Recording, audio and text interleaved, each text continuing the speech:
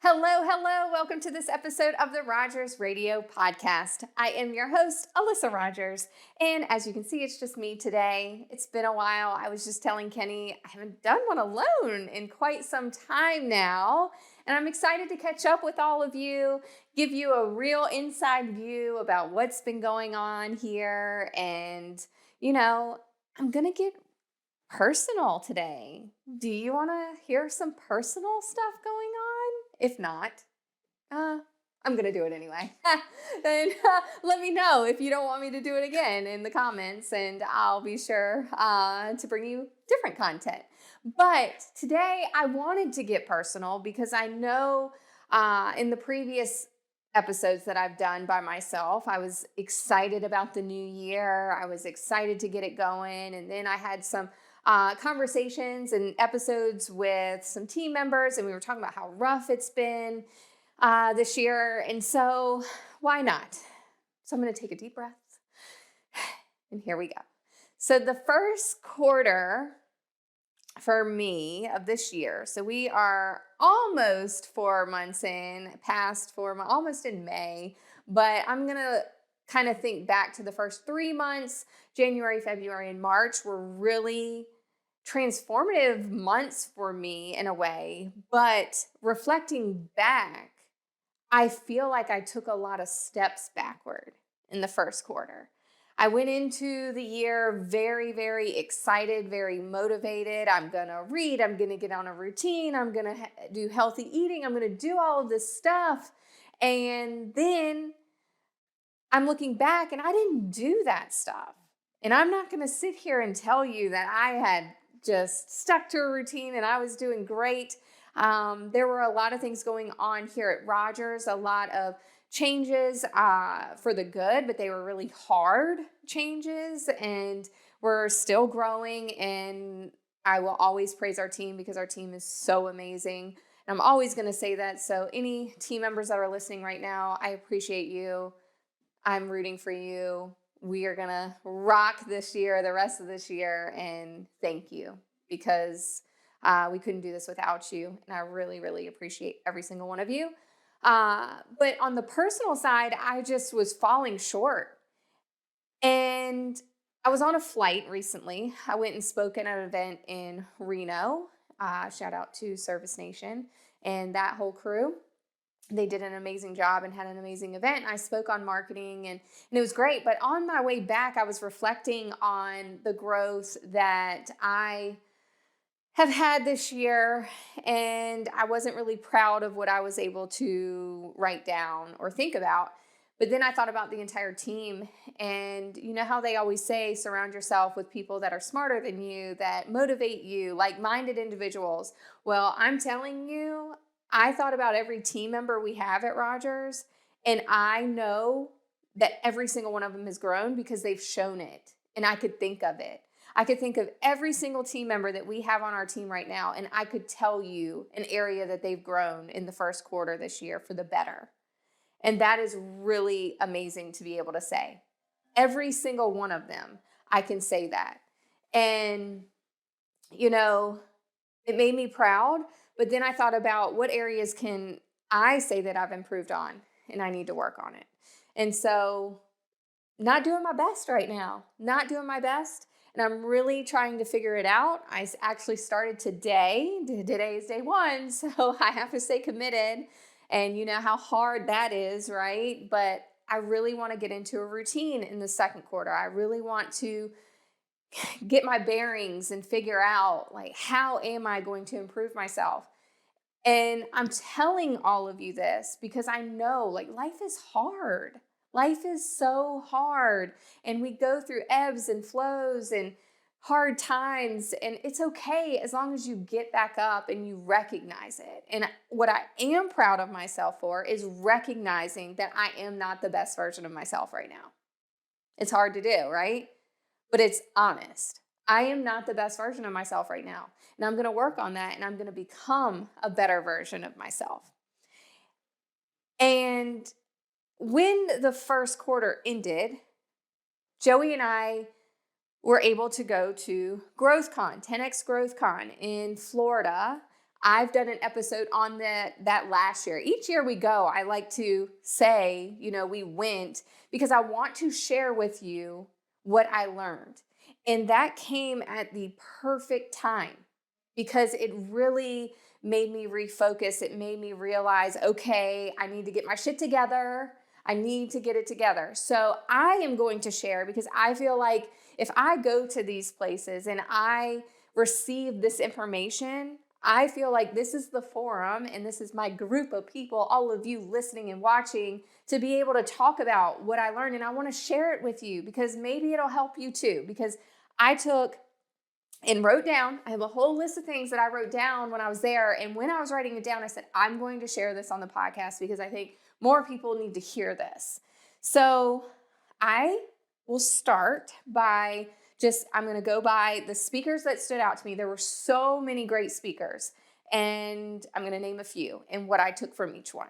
So, John Maxwell. Do you know who John Maxwell is? He is a best-selling author of so many books. I've talked about him before. This is the second time I've heard him live, and he's a gem.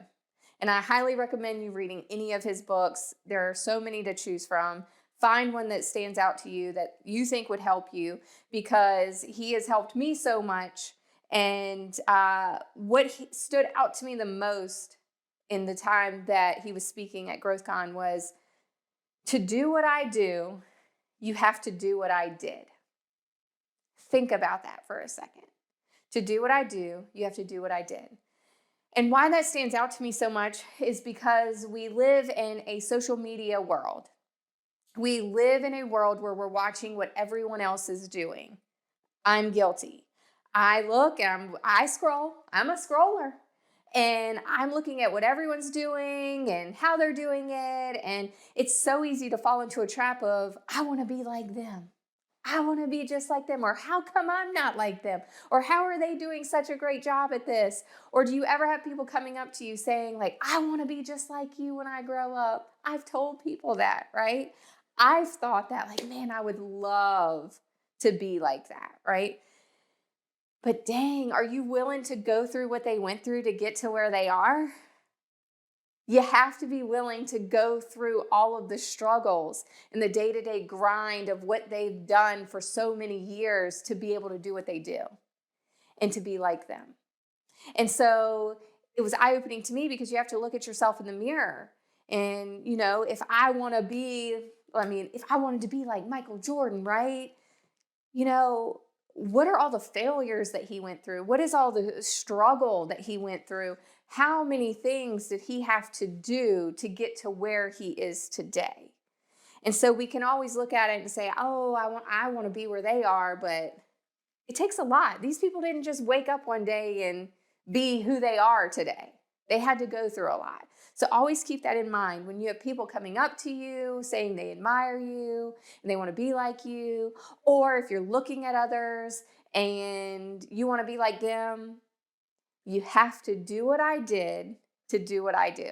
Remember that. And that always sticks with me from now on since John Maxwell has said that. Another speaker was Tucker Carlson. He is very outspoken. He was a cool guy. I had never heard him speak before in person, and he is something else. He is a ball of energy. His thoughts are all over the place, but something that stood out to me the most when he was speaking is always tell the truth and no one can ever stop you. And that's how he lives his life. He's always going to tell the truth, and he's gotten canceled and fired many times because in his head, he's always telling the truth. And so whatever happens, happens. But at least he can go to sleep at night knowing he always told the truth. And he challenged the crowd to do a truth challenge. And he said for the next 3 days that we were there, participate in the truth challenge. And that is, you have to tell the truth all the time. And we can always say, oh, I don't lie. I tell the truth. But do you really think about this? Because if someone were to come to you and be like, do you like my outfit today?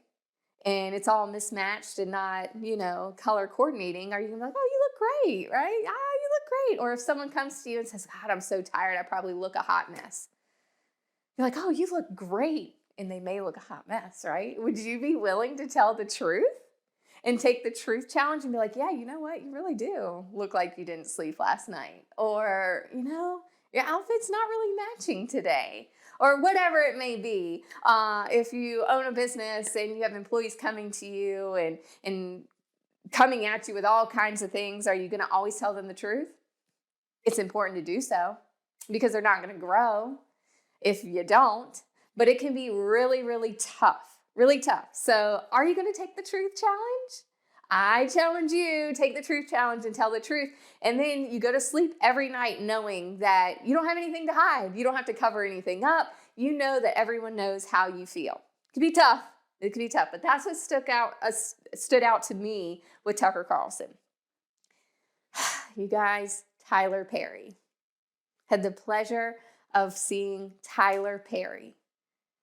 We all know Medea, and he stands out to me still because we went the first week of April, and so it's been a few weeks now since we've been, and he still stands out to me. He is such a force.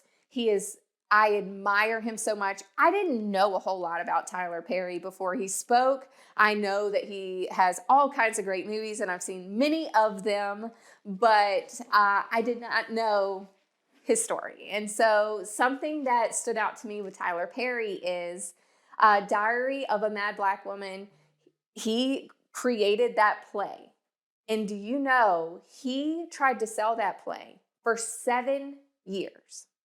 7 years he tried to sell that play, and he failed for 7 years. He said, I really think there's something here. And so he would do the play, and he would have the play, and no one would show up.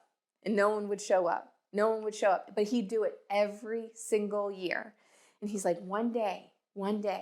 And he went in to the 7th year, and he asked his boss for a day off. I don't remember where he said he worked, but it was just some job to get him by. He was living in his car. He had no house. He had nothing because he believed in this so much. And he asked his boss if he could have time off to do this play, and he said fine, so he didn't. And then when he went into that show, he said, this is the last time I'm going to do this. Like this, I just don't know how much longer I can do this. And he said that there was a line wrapped around the building. And then look at where he is now. It took off. And he's a billionaire at this point. A billionaire. Tyler Perry is a billionaire. Pretty amazing. And it taught me just don't give up. And when you have a vision for something, and this really stood out to me too, because he said the vision has to be more important than the pain. He went through pain for 7 years. He was broke, had no money, but he had such a strong vision for this play and for Medea and that vision of what it could be, that he kept going and he kept picking himself up. And the failure didn't matter to him because it was building who he is and getting him to where he is today. And so never give up on that vision. And so many people, he said, would tell him, just give it up. Just give it up. Move on to something else. But he believed so strongly in that he wouldn't listen to anyone. And if he would have given up, we wouldn't be blessed with so many great films that he's done and produced and directed. And he's just really fascinating. I really encourage you, if you don't know a whole lot about him, look more into Tyler Perry because he has a story to tell and it was really amazing. And just don't give up on your vision and don't let others try to tell you that it's not worth it because you know if it's worth it or not. And if you believe in it, it will come to fruition. You just have to give it time. And when the right moment comes, it'll be your right moment. And so the next person, Mike Tyson. Mike Tyson came on stage. We love Mike Tyson. He is something else. He believes in himself more than anyone could ever believe in a person. He does not believe that, he said on the stage, I didn't even write this down, but it sticks out to me. So he said that fighting is what boxing is what he was put on earth to do. He's not put on earth to do anything else. Like, that is his life. And that is what he's supposed to do. He's getting ready for a big fight, if you're into all of that, or a big boxing match. He is gearing up for it. And Grant Cardone is the one that interviews all of these people. And so Grant asked him, like, are you going to win? And he's like, yeah, I'm going to win. I'm going to win. Like, I am a winner. In my head, I'm going to win. And what he said, because Grant asked him, how does it feel to be undefeated? Like, you were undefeated for so long. And what does that mean to you? And how did that make you feel? Was it, were you nervous going into each fight? And he said, you can be undefeated, but that does not mean you're the best. I was like, wow. Because so many people can think, oh, I'm undefeated. I'm the best in the world. I'm the best at this because I'm undefeated. But that does not mean you're the best. You have to keep going. To stay undefeated, you have to keep going. You have to keep picking yourself up. You have to keep working toward being undefeated. And when you are, that doesn't mean that you're the best version of yourself. That doesn't mean that you're the best. There are people out there trying to get better every single day. And so you have to continue trying to get better every day. Another one, Anthony Scaramucci. Not someone that we often hear about, but he actually he's in politics. He worked for Trump for a little bit, and Trump actually fired him like a couple days in to his job there. And so he talked about what it felt like to be fired and how it seemed like the worst day ever. And something that stood out to me that he said is some people grow and other people swell. And so, it was asked, like, what did it feel like when, you were appointed to go work at the White House for Trump? And he said, when people get certain opportunities or they feel like they've made it or they've hit a goal, you can either grow from it and get better, or you see a lot of people swell, like their heads swell. They're like so living in it, like, I've made it, I'm the best. And then they stop growing. When you swell and your head gets big and your thoughts are you're the best and you start thinking like that, you're going to halt growth. You have to stay humble and you have to stay the course and know that you're going to be the best version of yourself and you want to continue to be. So that stood out to me there. And there were other speakers too. Peyton Manning was one of them, really fantastic guy. Arnold Schwarzenegger was one of them, another fantastic guy. But the one that stood out to me the most, and he's the last one I'm going to talk about because it was really powerful for me, is Tim Grover. Tim Grover. He was a coach for many NFL teams, or look him up. I don't know a whole lot. I haven't done a lot of research on him, but I did hear him speak years ago virtually, and then seeing him in person, it was very powerful. And so I wrote down a couple of things that he said, and I really want you to think about this and listen to what I'm saying because it's so true, and it really goes into everything else that I've talked about. So he said, the heaviest things you carry around are your feelings. The heaviest thing you carry around are your feelings. And it's so true. We have so many feelings throughout the day. And you ever walk through life and feel like, God, I just feel heavy. I feel heavy. There are a lot of times I walk around the halls here and I may say to Sabrina, like, how was your day? And she's like, it's just been a heavy day. And that's because we have a lot of feelings. And when we surround ourselves with a lot of people, some of us tend to take on their feelings too. And when you do that, it's heavy, right? And he said, every time your heart is broken, it opens your eyes. And every time they are opened, you delete something from your heart. And it stuck with me because we can carry a lot around. But if we continue to keep working on ourselves and we continue to keep striving for greatness, everything's going to be okay. And he had us put our hand on our heart and close our eyes and just really feel our heart beating.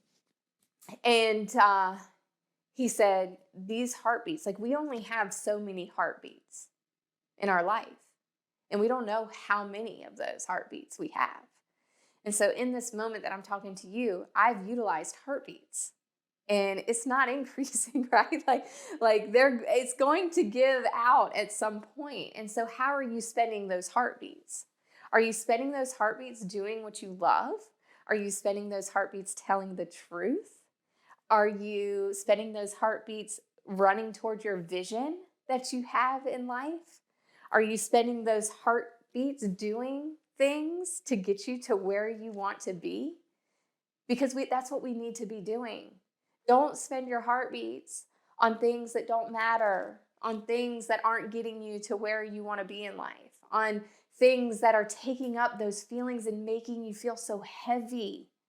Let's release them and start working on things that are going to get us to where we want to go in life, because life is short. And that is what I'm going to continue doing, because my first quarter I'm not proud of. And that's okay. And I hope you had the best year so far. But if you haven't, just know that you can pick yourself up and you can look in the mirror and say, I need to change myself. I'm not going to waste any more heartbeats on what I'm going through right here. I'm going to start moving forward, and I'm going to let go and release and start being a better version of myself. It's never too late to start. So many people that really, what I take from that whole conference is the theme is life is hard. Life is hard. And so many people, it was a common theme, everyone up there saying life is hard. You just have to get up and keep trying and making yourself a better person every day. Be you and be true to yourself. I hope this helped you as much as it helped me. I will take this stuff with me. I think about it daily since I've been there. I hope that you take some of this and implement it in your life. If you ever have questions or want to know more about anyone that I've talked about, and I'm happy to share. If you have any questions for me, I will continue being truthful and honest. I also want to just thank everyone for mentioning the podcast in public. My gosh, so many people that I go to and when I'm out in the community say they listen. And I appreciate you so much for listening to this and allowing me to share this vision with you and live out part of my dream, because this podcast has always been a goal of mine, and to continue doing it, and almost at 2 years of doing it, I'm just so proud of it. And you're the one that I can thank for that, because you continue listening every week. And I'm going to continue bringing these things. Thanks for letting me get all in my feelings today and share all of this with you. I can't wait to talk to you next week. Continue rating, reviewing, subscribing, and coming up in public and talking to me about the Rogers Radio podcast, because I love you. Talk to you next week.